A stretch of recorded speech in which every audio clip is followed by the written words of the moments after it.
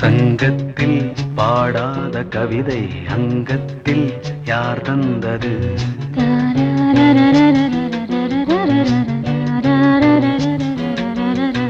சந்தத்தில் மாறாத நடையொடு என் முன்னே யார் வந்தது?